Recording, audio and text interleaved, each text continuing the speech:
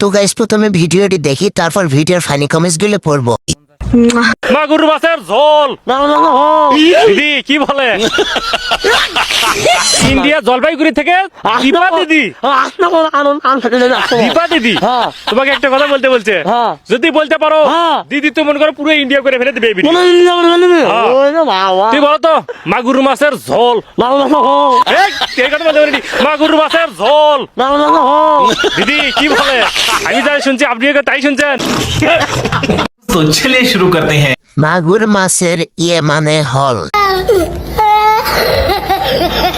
সাদিয়া ঝোল খাই এইটা বলতে বলে।